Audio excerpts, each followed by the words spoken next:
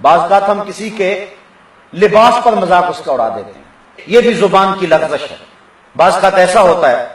کہ سخت بارش کے موسم میں کیچڑ ہوا ہوتا ہے اور ایک آدمی پھسل جاتا ہے اور گر جاتا ہے، اور جتنے آدمی اس کو دیکھ رہے ہوتے ہیں وہ آگے بڑھ کے اس کو تھامنے کی بجائے سارے ہنسنا شروع کر دیتے ہیں اور اس کا مذاق اڑا دیتے ہیں۔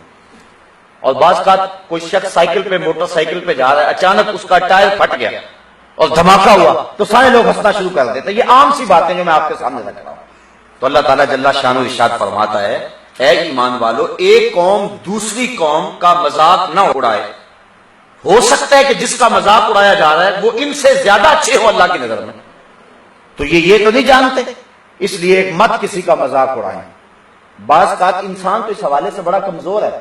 ایک آدمی چلا آ رہا ہو، سارے آدمی اس کی طرف غور سے دیکھنے لگ جائیں تو اس کی چال میں فرق آ جاتا ہے، اور انسان اپنی عزت کے معاملے میں سخت طریق ہے، اور جب اس کا مذاق اڑایا جائے تو دلوں کے اندر نفرت پیدا ہوگی۔ اس لیے اس شریعت کے ادب کو اللہ تعالیٰ نے بیان فرما دیا کہ اے ایمان والو، ایک دوسرے کا مذاق نہ اڑاؤ۔ تو کسی شخص کو دیکھ کر کے تبسم کرنا، آنکھوں سے کسی کو اشارے کرنا، زیر لب مسکرانا اور اس کا تمسخر اڑانا، کسی کو دیکھ کے کھل کھلا کے ہنسنا، کہا لگانا اور اس کی یوں تحقیر کرنا، سمجھتے ہیں یہ کوئی گناہ نہیں ہے۔ بالخصوص عورتوں کے اندر شادی بیاہ کے موقع کے اوپر کسی عورت کے کپڑے اچھے نہ ہوں، حالانکہ کیا پتا کہ وہ بیچاری غربت کے ایام کے اندر پیسے اکٹھے کر کے تو کس طرح اس نے یہ جو ہے وہ لباس بھی تیار کیا ہے، یا کسی کے لباس پہ سلوٹ پڑی ہوئی ہو، استری صحیح نہ ہوئی ہو، یا اس کا رنگ مناسب نہ ہو،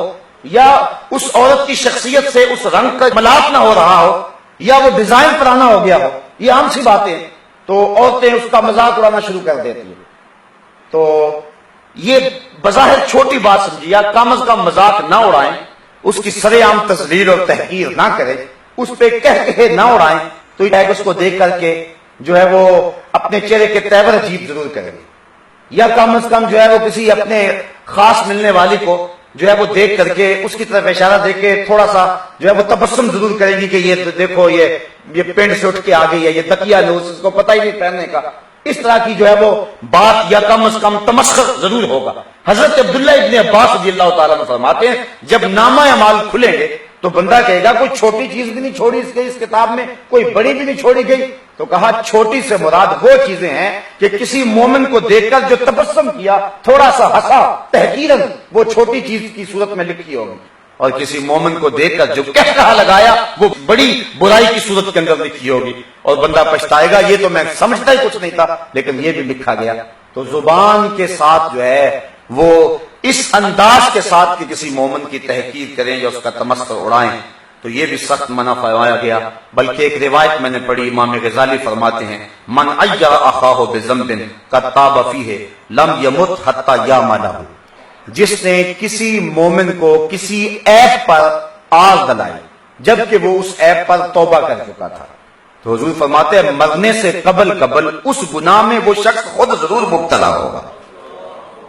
بعض اوقات بچپنے میں، لڑکپنے میں، زندگی میں بہت گناہ ہوتے ہیں، بڑے عجیب و غریب کام بھی بندوں سے زیادہ ہو جاتے ہیں،